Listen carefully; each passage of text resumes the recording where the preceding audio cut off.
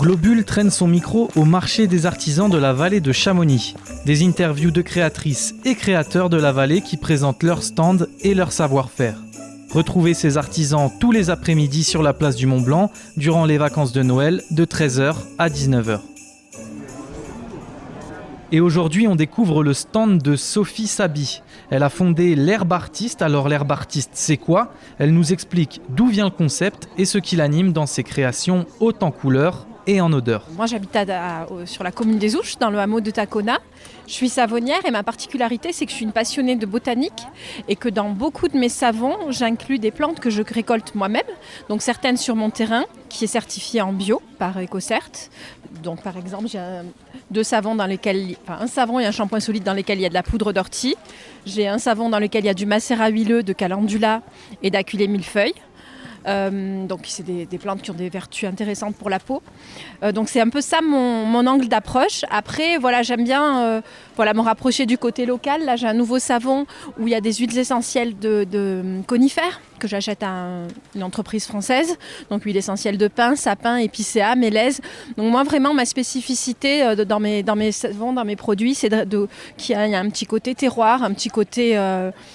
plantes médicinales que je mets en avant. J'utilise toujours des huiles pour faire mes savons, des huiles brutes, pas des huiles raffinées, pas des huiles désodorisées. C'est vraiment un grand soin apporté au choix des matières premières, que je dirais qui est mon point fort. Et puis je m'amuse à faire plein de petites formes rigolotes. J'ai des savons en forme de sapin, des savons en forme de boule de Noël, en forme de cœur. Donc pour les cadeaux, en général, ça fait très plaisir aux gens. Et et en plus des savons, j'ai aussi des baumes. Je fais des baumes dans lesquels j'infuse des plantes médicinales qui sont très nourrissants, qui protègent la peau de la déshydratation. Donc c'est particulièrement bien en cette saison, entre le chauffage à la maison puis l'air un peu sec et froid.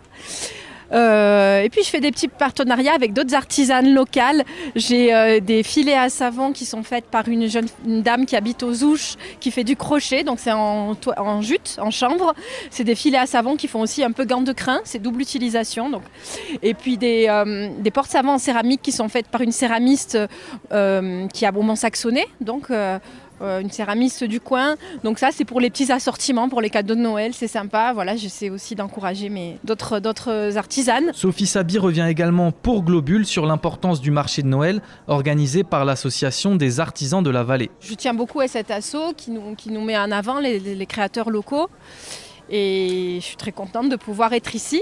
Après, c'était encore mieux quand on était en centre-ville, forcément. On était plus visible. Du coup, j'essaie de communiquer, d'en parler pour que les gens soient au courant, qu'ils viennent nous voir ici. Et oui, évidemment, ce qui fait grincer des dents cette année, c'est le déplacement du marché des artisans de la place Balma au centre-ville, à la place du Mont-Blanc, plus en périphérie du centre.